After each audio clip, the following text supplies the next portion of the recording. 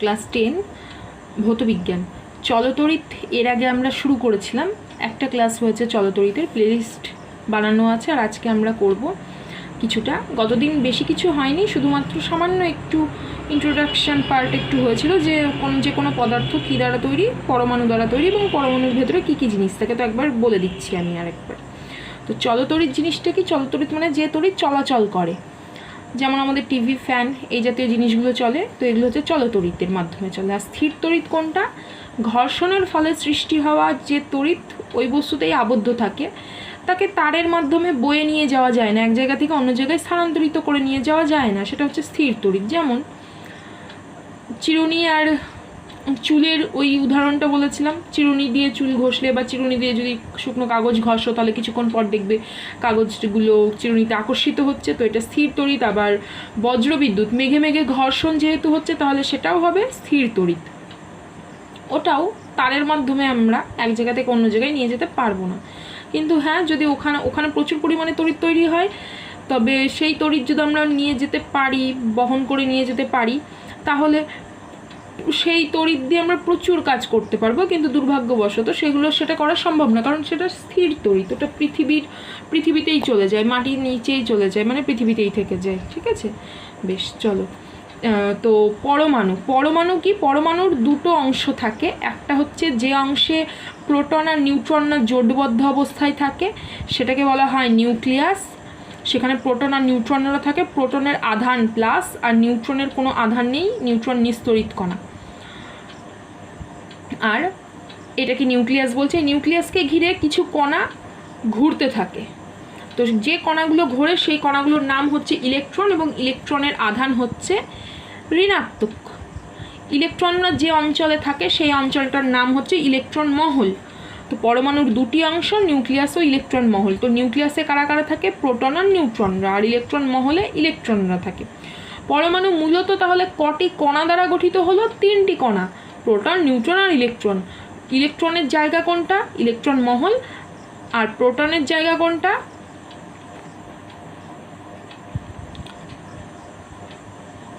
আচ্ছা, প্রোটনের জায়গা হচ্ছে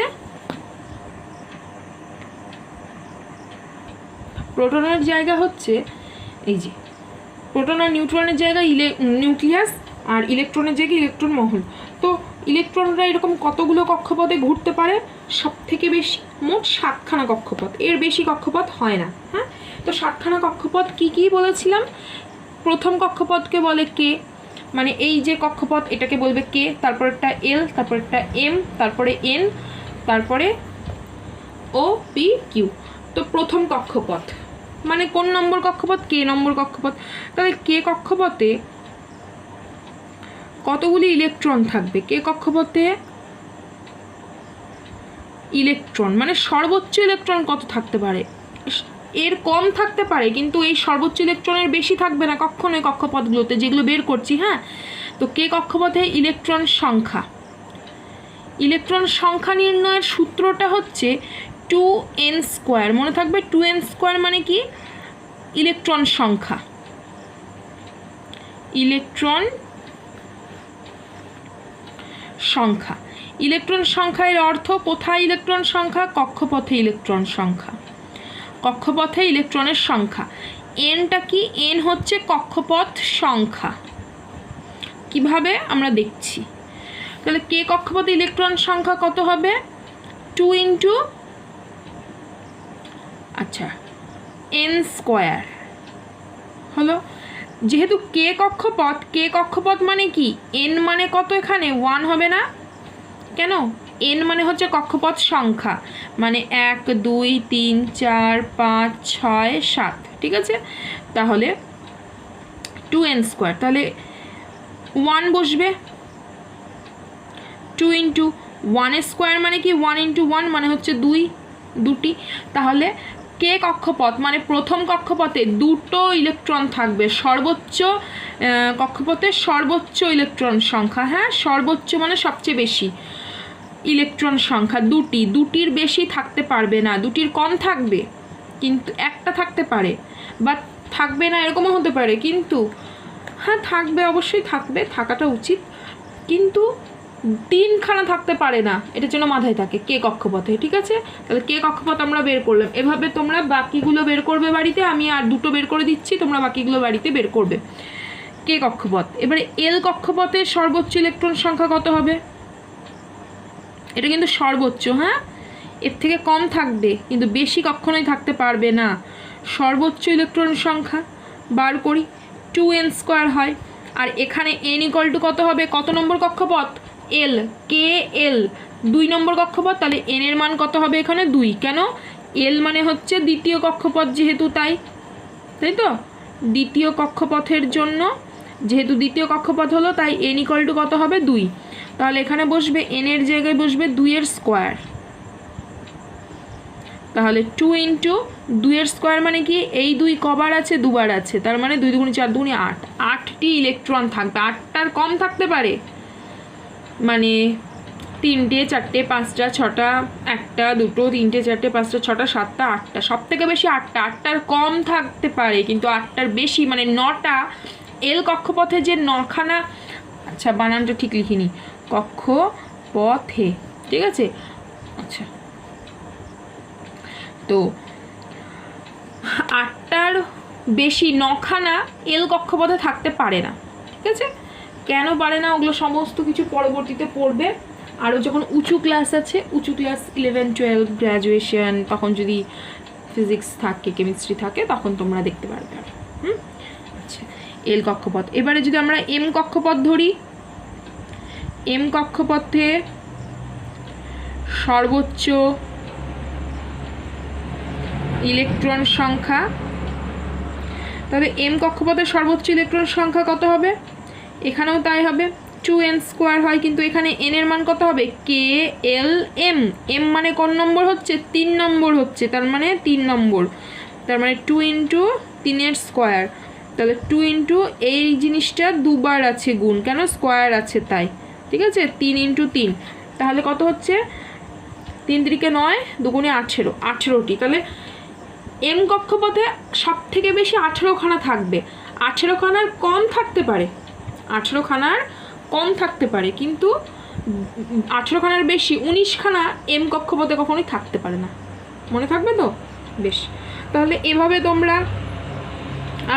আমি যদি এন কক্ষপথ বের করতে চাই, এন কক্ষপথে, তাহলে এন কক্ষপথে কতগুলো হবে?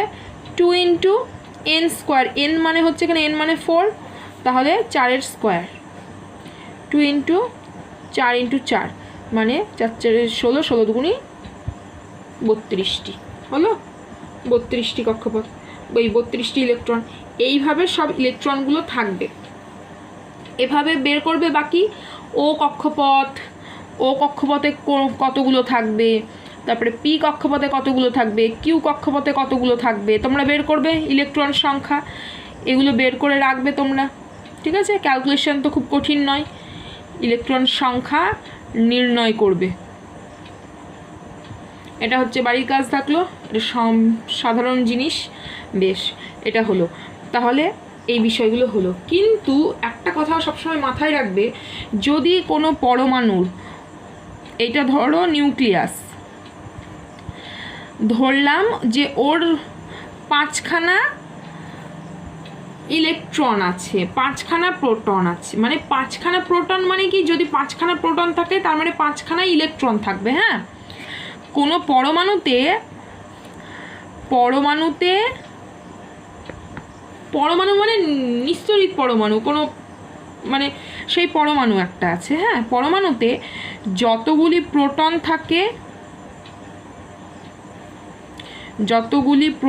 থাকে ততগুলি ইলেকট্রন থাকে। এটা হর্ষই, ইলেকট্রন থাকে। ঠিক আছে, যতগুলি প্রোটন থাকে ততগুলোই ইলেকট্রন থাকে, মানে সেই সময় পরমাণুটা কি থাকে? অর্থাৎ পরমাণুটি নিস্তড়িত থাকে, অর্থাৎ পরমাণুটি নিস্তড়িত হয়। বোঝা গেল কেন? যতগুলো প্রোটন, মানে যদি 15খানা প্রোটন থাকে তার মানে 15টা প্লাস আছে, তার মানে ততগুলো ইলেকট্রন থাকবে, মানে 15খানায় মাইনাস আছে, তাহলে 15খানা প্লাস 15খানা মাইনাস যোগ করলে কত হয়? 0 হয়ে যায় না? তাহলে পরমাণুর কোনো কি প্লাস বেশি বা মাইনাস বেশি এরকম কি পেলাম না। তাহলে কি পেলাম? পরমাণু 0 পেলাম যোগ করলে। তার জন্য পরমাণুটি নিস্তড়িত, মানে পরমাণুটাতে হাত দিলে আমরা শক খাবো না। এই জন্যই তো বই, খাতা, পেন, যে কোনো ধাতুর পাত্র যেমন থালা, বাটি, গ্লাস, ইট, পাথর হাত দিলে কি আমরা শক খাই না। কেন খাই না? কারণ সেগুলো নিস্তড়িত অবস্থায় থাকে, তার জন্য খাই না। ওখানে প্রোটন যতগুলো আছে, ইলেকট্রনও ততগুলো আছে, সুতরাং ওরা ব্যালেন্স হয়ে আছে, ভারসাম্য, তার জন্য। এবারে যে চলতড়িৎ পড়ছি, এবারেই কোনোটা ধনাত্মক আধান হবে, কোনোটা ঋণাত্মক আধান হবে, ঠিক আছে? তড়িৎ যেটা, তাছাড়া তোমরা ক্লাস 8-এ পড়ে এসেছো, দুটো আধান হয় আমরা জানি, তাই না? কি কি আধান হয়? একটা ধনাত্মক আধান আর একটা হয় ঋণাত্মক আধান।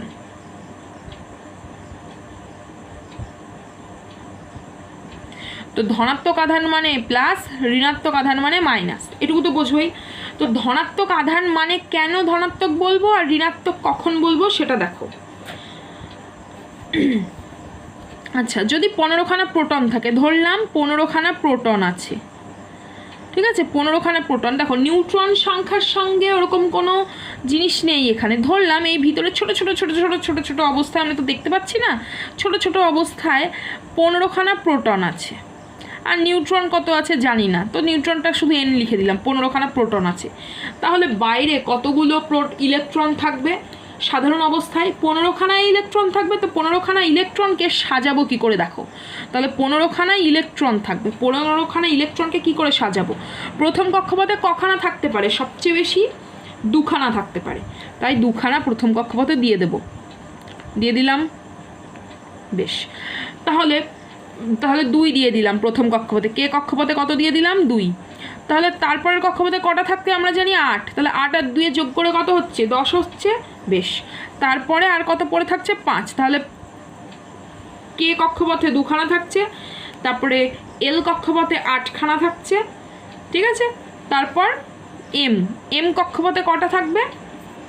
দেখো এখানে কিছু দিইনি, মানে ভুল বলছি, এম কক্ষপথে থাকবে 5খানা, ঠিক আছে? এম কক্ষপথে আমরা জানি কটা থাকার দরকার, সবচেয়ে বেশি কতগুলো থাকতে পারবে? আমরা জানি সবচেয়ে বেশি 18খানা থাকতে পারবে, ঠিক আছে? বেশ, কিন্তু আছে কখানা? 5খানা। আচ্ছা, এখানে দেখি একটু, তাহলে এল কক্ষপথে 8টা দিয়ে দিই। 1টা, 2টো, 3টে, 4টে, 5টা, 6টা, 7টা, 8টা, বুঝে গেল? 8টা এল কক্ষপথে। আর এম কক্ষপথে আছে 5খানা, 1টা, 2টো, 3টে, 4টে, 5টা। বেশ, কিন্তু এম কক্ষপথে থাকার দরকার কটা? 18টা। কিন্তু এখানে দেখো এই পরমাণুটিতে কোন কক্ষপথটা সবচেয়ে বাইরের কক্ষপথ? দেখো এখানে যে আর কক্ষপথগুলো যে থাকবে না তা নয়, ওগুলো থাকবে। ওগুলো কি অবস্থায় আছে?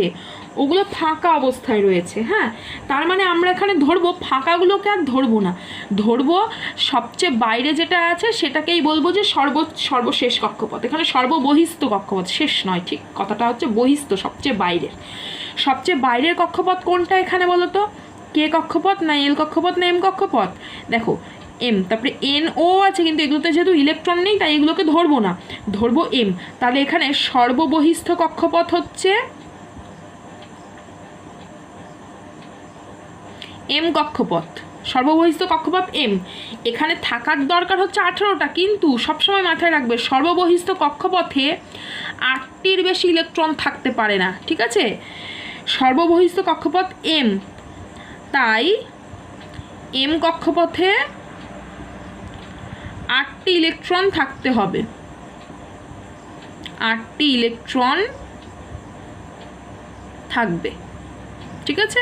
18খানা থাকবে না। কটা থাকবে? 8টা। এটা খেয়াল রাখবে যে সর্ববহিস্থ কক্ষপথে কটার বেশি থাকতে পারে না? 8টা।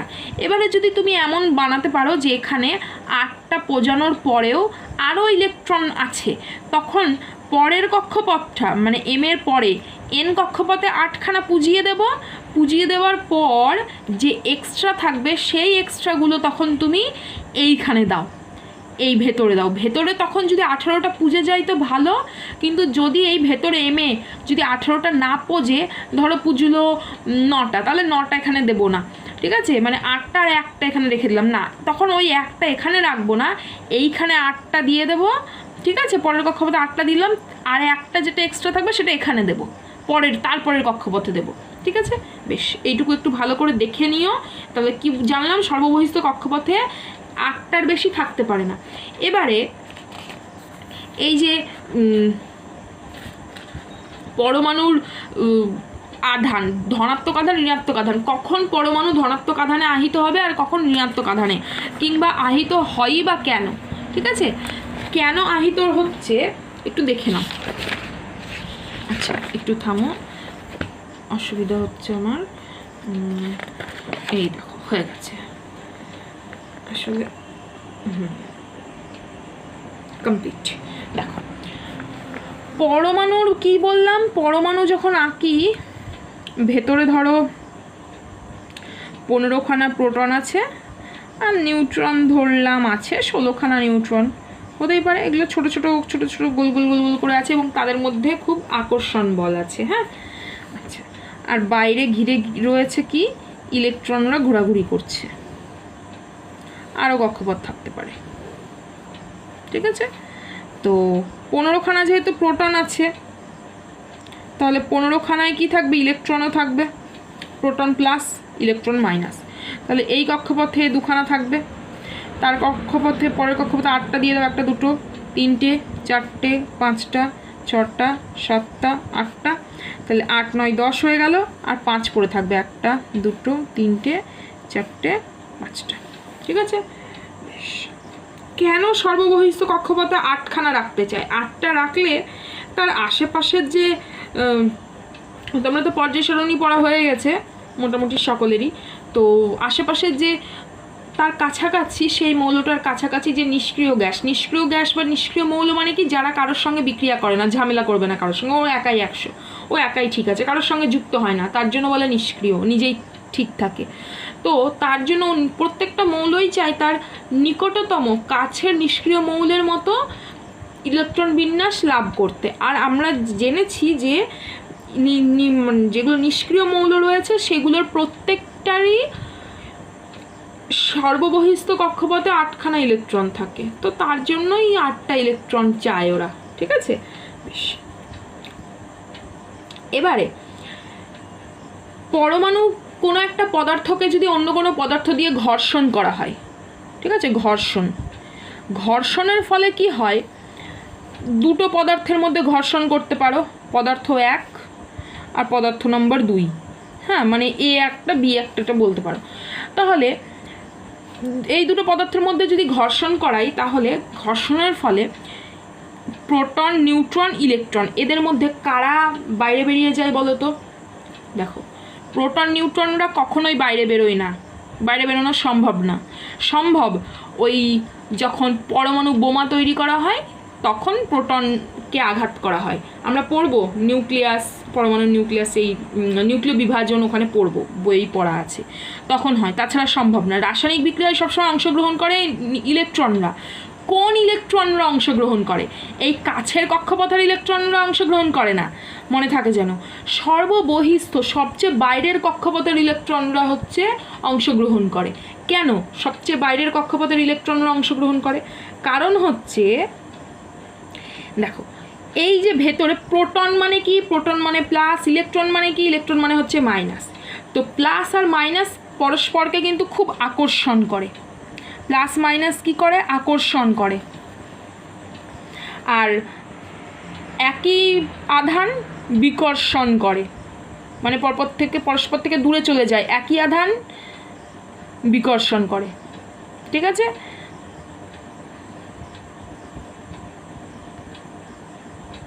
বেশ, তো ভেতরে তো তাহলে বলবে এখানে প্রোটন তো প্লাস প্লাস প্লাস আর সব আছে, তাহলে এদের তো বিকর্ষণ হওয়ার দরকার।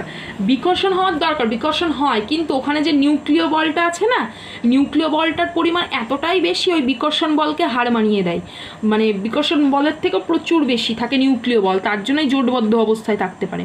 আর এই যে প্রোটন প্লাস আর এগুলো মাইনাস যেহেতু, তো এই প্রোটন, এই নিউক্লিয়াস এই যে বাইরের ইলেকট্রনগুলোকে খুব শক্তিশালী বল দ্বারা আকর্ষণ করে। হ্যাঁ, কোন দিকে আকর্ষণ করে? কেন্দ্রের দিকে আকর্ষণ করে। এগুলোকেও তাই কেন্দ্রের দিকে আকর্ষণ করে। কে আকর্ষণ করে? তাহলে বলবে কেন তাহলে এরা এর উপরে সে পড়ে যায় না কেন, তাই না? কারণ আছে, কারণ হচ্ছে এদেরও নিজস্ব একটা গতি রয়েছে, সুতরাং সেই হিসেব করে মোটামুটি একটা এরা বাইরেও ছিটকে বেরিয়ে যায় না, আবার এর ভিতরেও এসে পড়ে যায় না, এরা একটা নির্দিষ্ট গতিতে ঘুরতে থাকে। হ্যাঁ, এগুলোরও কারণগুলো আরও পরবর্তীতে আরও ভালো করে জানবে পরবর্তীতে, এখন হালকা হালকা একটু জেনে রাখো। তো দেখো, তো এখানে যখন আমরা একটা পদার্থকে আরেকটা পদার্থ দিয়ে মানে ঘর্ষণ করি, ঘষি, তখন কি হয়? এই ঘর্ষণের ফলে তাপশক্তি উৎপন্ন হয় এবং সেই তাপশক্তির ফলে ইলেকট্রনরা উত্তেজিত হয়ে যায়। মানে ইলেকট্রনরা সেই তাপশক্তি গ্রহণ করে ওরা উত্তেজিত হয়ে যায়। উত্তেজিত হয়ে গিয়ে তখন এরা এইখান থেকে বেরিয়ে চলে যায়, বেশি শক্তি পেয়ে যায়। তো বেশি শক্তি পেয়ে গেলে তখন এরা বেরিয়ে চলে যায়। ঠিক আছে, যেই বেরিয়ে চলে গেল, ইলেকট্রন যদি বেরিয়ে যায়, ইলেকট্রন বেরিয়ে গেলে ইলেকট্রন সংখ্যা কমে গেল।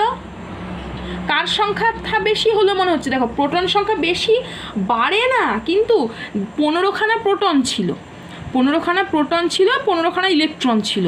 ঘর্ষণের ফলে একটা ইলেকট্রন বেরিয়ে গেল। তাহলে বেরিয়ে গেলে একটা ইলেকট্রন যদি বেরিয়ে যায়, তাহলে এখন ইলেকট্রন সংখ্যা কত হলো? 14খানা না? আর প্রোটন সংখ্যা কত থাকলো? 15খানাই থাকলো। কিন্তু আমরা বলবো কি প্রোটন সংখ্যা বেড়েছে। তাহলে বেড়েছে মানে কার আধিক্য বেশি? প্লাসের আধিক্য বেশি না মাইনাসের আধিক্য বেশি? কে বেশি আছে? 15খানা প্লাস 14খানা মাইনাস, তাহলে কে বেশি? প্লাস বেশি না? তখন বলবো যে পরমাণুটা কিসে পরিণত হয়েছে? ধনাত্মক আধানে।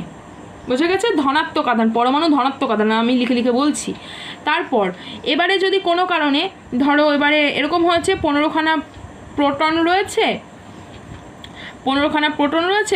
15খানা ইলেকট্রন রয়েছে, কোনো কারণে এখানেই অন্য একটা জায়গা থেকে 3টে আরও ইলেকট্রন এলো। তাহলে 3টে ইলেকট্রন এলো, তাহলে কি হলো? এখন 15, 16, 17, 18খানা ইলেকট্রন হলো। আর প্রোটন তো 15খানাই ছিল, ও তো চেঞ্জ হবে না, ওটা তো কখনোই চেঞ্জ হবে না। কিন্তু হিসেবে এখন কে বেশি? প্লাস বেশি না মাইনাস বেশি? মাইনাসটা বেশি। তখন এটা বলবো যে এখানে ঋণাত্মক, তখন এটা বলবো যে এটাই ঋণাত্মক। আচ্ছা, এত ঝাপসা দেখাচ্ছে, একটু ঠিক আছে। হ্যাঁ, ঋণাত্মক আধানে আহিত হয়েছে, মানে ঋণাত্মক আয়ন আমরা পড়েছি, সেটা আধান। বোঝা গেছে? তারপর মানে ঋণাত্মক আয়নে পরিণত হবে। হ্যাঁ, ঋণাত্মক আয়ন, পরমাণু যখন এরকম ইলেকট্রন কম বেশি হয়ে যায়, ইলেকট্রন প্রোটন সংখ্যা যখন সমান হয় না, আলাদা হয়, তখনই আমরা বলবো যে তারা আয়নে পরিণত হয়েছে। আয়ন, ঋণাত্মক আয়ন, ধনাত্মক আয়ন। তো আমরা এখানে আধান বলবো পরে। আর এটা কি? এটা হচ্ছে যেহেতু প্লাসের সংখ্যা বেশি, তাই এটা বলবো, এটা প্লাসের সংখ্যা বেশি তো, তাহলে এটাকে বলবো ধনাত্মক আধান।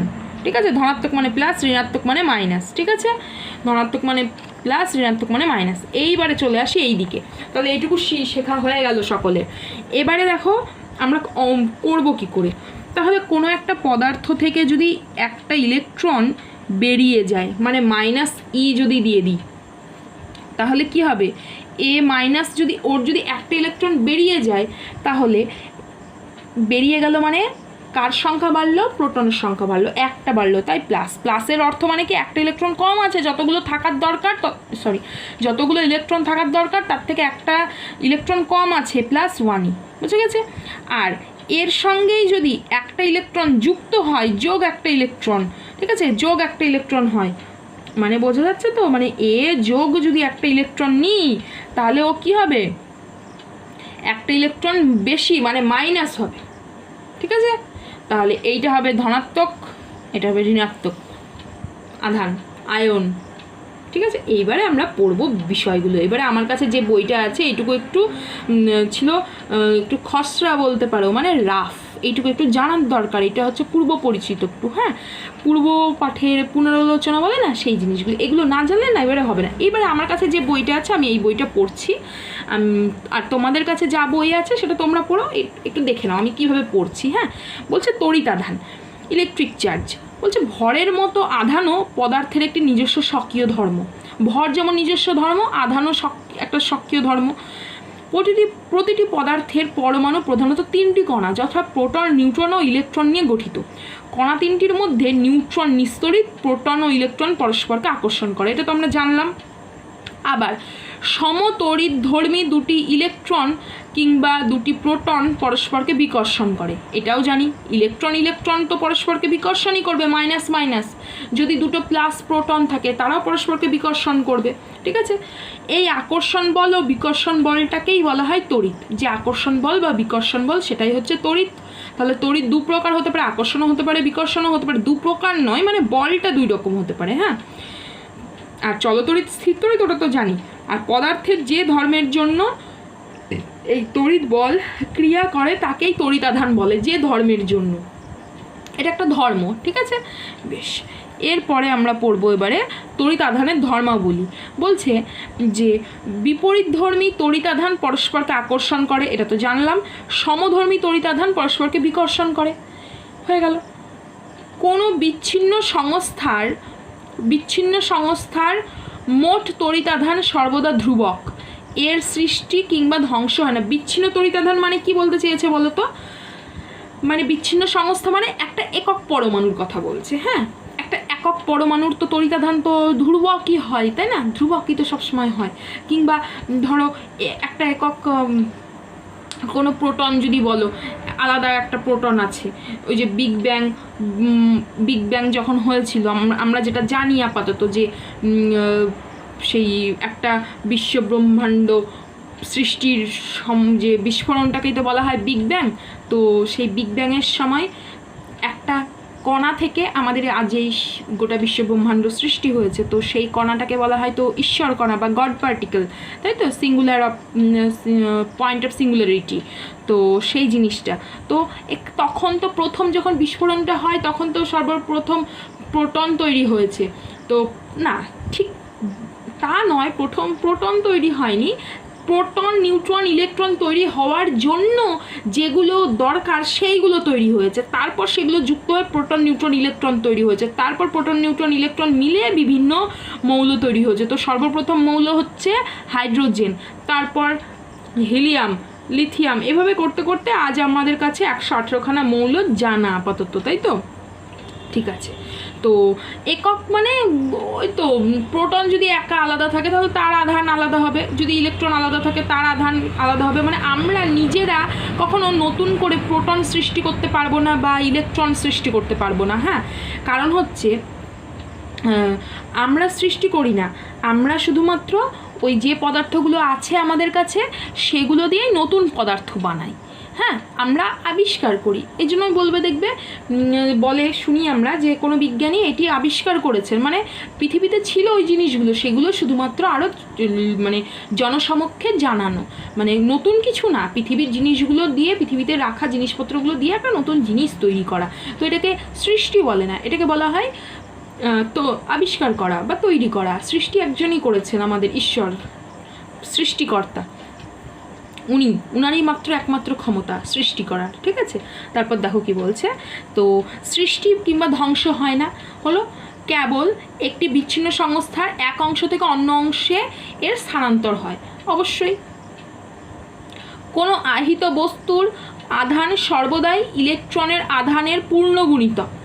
দেখো, ইলেকট্রনটাকেই আধান হিসেবে ধরা হয়, কেন? ইলেকট্রনটা বাইরে থাকে এবং ওই যাওয়া আসা করে, রাসায়নিক বিক্রিয়াতেও ইলেকট্রনই অংশগ্রহণ করে। তো তার জন্য ইলেকট্রনটা হচ্ছে, ইলেকট্রনের আধানটাকেই ধরা হয়। তবে ইলেকট্রনের যা আধান, প্রোটনেরও আধান তাই। ইলেকট্রনের আধানকে ঋণাত্মক দিয়ে ধরা হয় আর প্রোটনের আধানকে প্লাস দিয়ে লেখা হয়। তো ইলেকট্রনটাকেই ধরা হয়, ঠিক আছে, পূর্ণ গুণিতক। মানে ইলেকট্রন মানে ভগ্নাংশ নয়, হ্যাঁ, মানে 1.5খানা ইলেকট্রন এটা কখনো হতে পারে না। 5খানা ইলেকট্রন ঠিক আছে, 2.5খানা ইলেকট্রন এটা কখনো হতে পারে না। তো সেটাই বলতে চেয়েছে পূর্ণগুণিতক। এটাই আধানের কোয়ান্টায়ন নীতি। এই নীতি অনুযায়ী কোনো বস্তুর মোট আধান কিউ, বড় হাতের Q, equal to plus minus n e, যেখানে এন একটি পূর্ণ সংখ্যা, মানে 1 2 3 4 5 6 7 8 এইভাবে চলতে থাকবে অসীম পর্যন্ত। এবং ই হচ্ছে ইলেকট্রনের আধান, হ্যাঁ। কোনো আহিত বস্তুর আধান কখনো ই এর ভগ্নাংশ হয় না, অবশ্যই। এবারে বলছে কুলম্বের সূত্র। কুলম্বের সূত্র কি বলছে? বলছে যে আচ্ছা আমি যদি কুলম্বের সূত্রটা একটু বলি তোমাদের, কি বলছে কুলম্বের সূত্র। দেখো তোমরা ক্লাস 8-এ মহাকর্ষ সূত্র পড়েছো, তো ঠিক সেই রকম কুলম্বের সূত্র কি বলছে, এখানে একটা বিন্দু এখানে একটা বিন্দু যদি দুটো আধান থাকে, তবে তাদের মধ্যে ধরো এখানে বললাম এই আধানের পরিমাণ Q1, এই আধানটার পরিমাণ Q2, এবং এদের মধ্যেকার দূরত্ব ধরলাম R একক, ঠিক আছে, এগুলো সব একক। Q1 একক আধান, Q2 একক আধান, এককগুলো পরে জানবো আমরা, এদের এককগুলো আধানের একক কি, ঠিক আছে, এগুলো সব জানছি। তো এটা তো জানি না যে এরা পরস্পর দুটোই প্লাস কিনা বা দুটোই মাইনাস কিনা, কিংবা একটা প্লাস একটা মাইনাস কিনা, এটা তো জানি না আমরা। তো তার জন্য এখানে আকর্ষণও হতে পারে, এদের মধ্যে বিকর্ষণও হতে পারে। তো পরস্পর আর দূরত্বে রাখা Q1 ও Q2 যদি দুটো বিন্দু আধান হয়, বিন্দু আধান মানে একটা বিন্দু করে বিন্দু হিসেবে ধরবো, যত পরিমাণ আধান ধরবো একটা বিন্দুতে সঞ্চিত আছে, এখানেও একটা বিন্দুতে জমা আছে, হ্যাঁ। তো সেক্ষেত্রে তাদের মধ্যে ক্রিয়াশীল আকর্ষণ বা বিকর্ষণ বল এই যে আধান দুটোর গুণফলের, আধান দুটোর যে পরিমাণের গুণফলের সঙ্গে সমানুপাতিক হবে হলো, আর তাদের মধ্যেকার দূরত্বের বর্গের ব্যস্তানুপাতিক হবে। ব্যস্তানুপাতিক বলেছে তাই 1/r² হলো, হ্যাঁ, দূরত্বের বর্গের ব্যস্তানুপাতিক। তার মানে আমরা কি বলতে পারি, এই দুটোকে যদি মানে কম্বাইন্ড করি, মানে এই দুটোর থেকে কি পাবো, ভেদ পড়বে, দেখবে ভেদ থেকেই পাবো আমরা ক্লাস 10-এই যৌগিক ভেদের উপপাদ্য থেকে, যে Q1 Q2 যেহেতু এই দুটো মান একই আছে, এখানে Q1 Q2 ওপরে বসলো আর R² নিচে আছে, নিচে বসলো, ঠিক আছে, R² নিচে বসলো, ঠিক আছে, এইটা হচ্ছে কুলম্বের সূত্র। এবারে পরবর্তীতে কি করা হয়, এফ এই ভ্যারিজেস চিহ্নটা ওঠানোর জন্য একটা ধ্রুবক আনা হয়, ধ্রুবকটা হচ্ছে কে লেখা হয়, আর এখানে Q1 Q2/r² লেখা হয়। তো এই কেটাকে বলা হয় হচ্ছে, এই কেটি হচ্ছে কুলম্ব ধ্রুবক বলা হয়, বা স্থির তড়িৎ বল ধ্রুবকও বলা হয়, হ্যাঁ। এর মানগুলো পরে আস্তে আস্তে জানবো আমরা, ঠিক আছে। দেখো এখানে কি বলছে, এবারে বইয়ে ফিরে আসি, তোমাদের যা যা বইয়ে আছে তারা সেই বইটা দেখবে, একবার এটা দেখে নিও, তারপর তাহলে সুবিধা হবে নিজেদের বইগুলো পড়তে। তো কুলম্বের সূত্র কি বলছে, কুলম্বস ল, দুটি স্থির বিন্দু আধানের মধ্যে ক্রিয়াশীল আকর্ষণ বা বিকর্ষণ বল আধান দুটির মানের গুণফলের সমানুপাতিক, মানের গুণফলের সমানুপাতিক, এবং এদের মধ্যবর্তী দূরত্বের বর্গের ব্যস্তানুপাতিক। এই বল আধান দুটির সংযোগকারী সরলরেখা বরাবর ক্রিয়া করে, এবং এই বলের মান পারিপার্শ্বিক মাধ্যমের প্রকৃতির উপরেও নির্ভর করে। এগুলো সব লিখতে হবে, নিজেদের বইয়ে যা আছে সেই অনুযায়ী সূত্রগুলো লিখবে, নিজেরা বানিয়ে লিখবে না সূত্র, হ্যাঁ, নিজেদের বইয়ে যা যা আছে সেই অনুযায়ী লিখবে। হ্যাঁ, অনেকের অনেক রকম বই, তো তাদের যার যা বইয়ে যা আছে সেটা লিখবে, কিন্তু কখনো নিজের থেকে বানাবে না, কারণ সূত্র জিনিস বানাতে নেই। যদিও বিজ্ঞানীরা তো বাংলা ভাষার বিজ্ঞানী না, মানে এই কুলম্ব তো আর বাঙালি নয় যে বাংলা ভাষায় দিয়েছে, ওনার যে ভাষায় সেটাকে ট্রান্সলেট করে এখানে দেওয়া হয়েছে, তো সেই হিসেবে তো বইয়ের সূত্রটা পাল্টিও না, তাহলেই হবে, কারণ এখানে আবার পরীক্ষার হলে আবার একটু গন্ডগোল হয়ে যাবে তখন, ঠিক আছে। বেশ বুঝেছো, ঠিক আছে, তো সেটা যেন বইয়ের সূত্রটাই হয়।